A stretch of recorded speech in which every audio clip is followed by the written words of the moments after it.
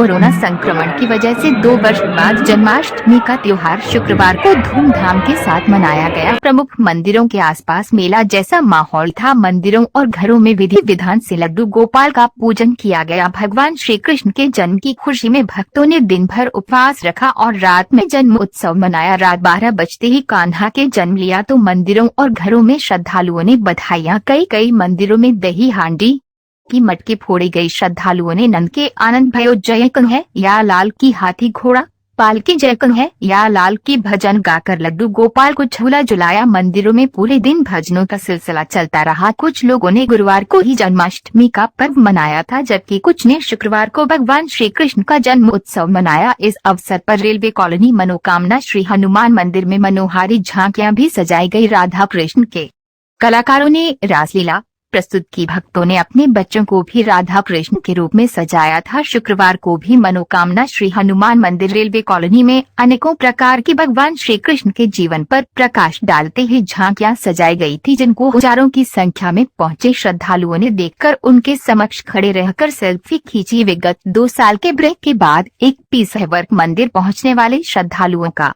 हुजूम देखते ही बनता था। भीड़ को कंट्रोल करने के लिए मंदिर प्रबंधन कमेटी द्वारा जहां एक और अपने सुरक्षा कर्मी लगाए गए थे, तो वही प्रशासन से पुलिस बल भी मंदिर परिसर के आसपास लगाया गया था, ताकि की बड़ी संख्या में पहुंचने वाले श्रद्धालुओं को किसी भी प्रकार का कोई भी कष्ट न उठाना पड़े। मनोकामना श्री हनुमान मंदिर में जहां एक और नृत्य करती झांकियां सभी का मन मोह रही थी, तो वही इस वर्ष रेलवे कॉलोनी स्थित मनोकामना श्री हनुमान मंदिर में श्रद्धालुओं का मुख्य आकर्षण मां ज्वाला देवी की गुफा दर्शन और श्री अमरनाथ बाबा की गुफा दर्शन मुख्य आकर्षण का केंद्र रहे। इसको देखने के लिए श्रद्धालुओं को लंबे समय तक घंटों लंबी लाइनों में खड़े रहकर दर्शन करने के लिए इंतजार करते रहना पड़ा। तो वही मंदिर पहुंचे श्रद्धालुओं ने हिंडोले में विराजमान लड्डू गोपाल का हिंडोला जलाकर उनका आशीर्वाद प्राप्त किया। मंदिर प्रबंधन कमेटी द्वारा माइक के माध्यम से लगातार सभी श्रद्धालुओं को सजग किया जा रहा था कि वह लाइन में रहकर लड्डू गोपाल के दर्शन करें और सभी झांकियों का आनंद लें, ताकि किसी को भी किसी भी समस्या का कोई भी सामना न करना पड़े।